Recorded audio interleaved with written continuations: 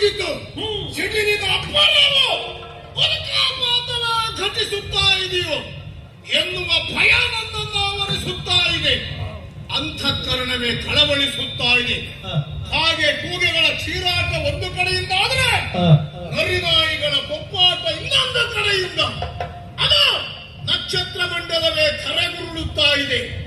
ನಾಗಾಧ ಎನ್ನುವ ನನ್ನ ಹೆಸರನ್ನು ಕೇಳಿದಾಗ ಚರಾಚರ ಪ್ರಪಂಚವೇ ನಡುಗುವಂತಹ ಇತಿಹಾಸವನ್ನು ಸೃಷ್ಟಿ ಮಾಡಿದವನು ಈ ಜಗಜ್ಜಟ್ಟಿ ಜರಾಸಂಧ. ಹಾಗಾದ್ರೆ ಇವತ್ತು ಯಾರೋ ನಮ್ಮ ಸ್ವರ ಹುಡುಗಿಸುವ ಪ್ರಯತ್ನ ಮಾಡ್ತಾ ಇದ್ದಾರೆ. ಯಾಕೆ ಸುಮ್ಮನೆ ಕೈಲಾಗದೆ ಕೆಲಸಕ್ಕೆಲ್ಲ ಕೈ ಹಾಕ್ತಾ ಇದ್ದಾರೋ.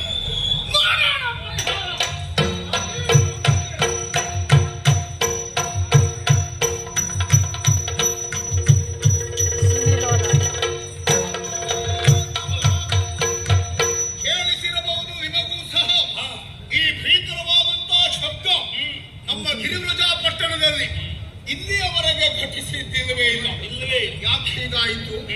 ಏನಿದರ ಅರ್ಥ? ಮುಂದೇನಾದರೂ ತೊಂದರೆಯಾಗುವುದೇ ಹೌದು ಅಂತಾರೆ. ಇದಕ್ಕೆ ಸರಿಯಾದ ಪರಿಹಾರವನ್ನು ತಾವೇ ಸೂಚಿಸಬೇಕು. ರಾಜನ್, ಈಗಾಗಲೇ ಉಂಟಾದಂತ ಪ್ರಕೃತಿ ವಿಕೋಪವನ್ನು ನಾನೂ ಗಮನಿಸಿದವನಿದ್ದೇನೆ. ಇದರ ಪರಿಣಾಮವನ್ನು ಕಂಡಾಗ ಧರ್ಮಶಾಸ್ತ್ರವೋ ಜ್ಯೋತಿಷಾಸ್ತ್ರವೋ ಆಡುವುದು ಹೇಗೆ, ಇದು ರಾಜಾನಿಷ್ಟಕ್ಕೆ ಕಾರಣವಾಗಿ ಹೋಗುತ್ತದೆ ಎನ್ನುವುದನ್ನು ನಾ ಗ್ರಹಿಸಿದವನಿದ್ದೇನೆ.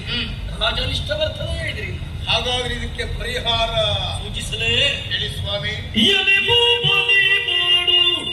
ಅದ್ಭುತ ಶಾಂತಿಯನಿಂದ ಅವನಿ ಬಗೆ ಎಲೆ ಬೋಬ ನೀ ಮಾಡು ಅದ್ಭುತ ಶಾಂತಿಯನಿಂದ ಅವನಿ ಬಗೆ.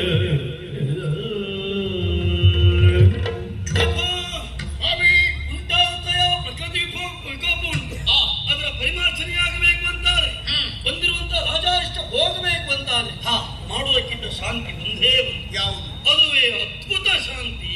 ಅದ್ಭುತ ಶಾಂತಿ ಅದನ್ನು ಮಾಡಿದೆ ಅಂತಾದ್ರೆ ಸರ್ವ ಸಮಸ್ಯೆಗಳು ಪರಿಹಾರ ಆಗುವುದಕ್ಕೆ ಸಾಧ್ಯವಿಲ್ಲ. ಅದಕ್ಕೇನೇನಾಗಬೇಕು? ಪ್ರಧಾನವಾಗಿ ಆಗಬೇಕಾದಂತಹ ಕ್ರಮ ನಾಳೆಯ ದಿನ ದಕ್ಷಿಣ ಭಾಗದಲ್ಲಿ ತಾಂಡೂಲ ಪ್ರಸ್ಥದಲ್ಲಿ ಈ ಯಾಗವನ್ನು ನಾವು ಮಾಡುವುದಕ್ಕಿದ್ದೇವೆ.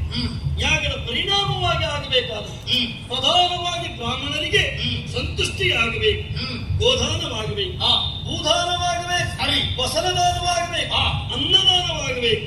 ಇದರಿಂದ ತೃಪ್ತರಾದಂತಹ ಬ್ರಾಹ್ಮಣರು ನಿನ್ನನ್ನು ಹರಸಿದ್ರು ಅಂತಾದ್ರೆ ಬರುವಂತಹ ರಾಜರಿಷ್ಟ ಎನ್ನುವುದು ದೂರವಾಗಿ ನಿನ್ನ ಪಾಲಿಗೆ ಶಾಂತಿ ಎನ್ನುವುದು ಪ್ರಾಪ್ತವಾಗಿ ಹೋಗುತ್ತದೆ. ನಾಳೆಯ ದಿವಸ ಎಲ್ಲ ಸಿದ್ಧತೆಯಲ್ಲಿ ತಾವೇ ತಮ್ಮ ಮುಂದಾಳುತನದಲ್ಲಿ ಕಾರ್ಯವನ್ನು ನಡೆಸಿಕೊಡಬೇಕು. ಏನೇನು ಬೇಕು ಅಂತ ಒಂದು ಪಟ್ಟಿ ಇವತ್ತೇ ಕೊಡಿ, ಎಲ್ಲ ವ್ಯವಸ್ಥೆ ಮಾಡಿ. ನಾಳೆ ಮತ್ತು ಅದೊಂದು ಬರಲಿಲ್ಲ ಇದೊಂದು ಬರಲಿಲ್ಲ ಅಂತ ಆಗಲೇ ಆಗುವುದು ಬೇಡ. ಅಲ್ಲಿಗೆ ಬಂದಿತ್ತು ಅಂತಾದ್ರೆ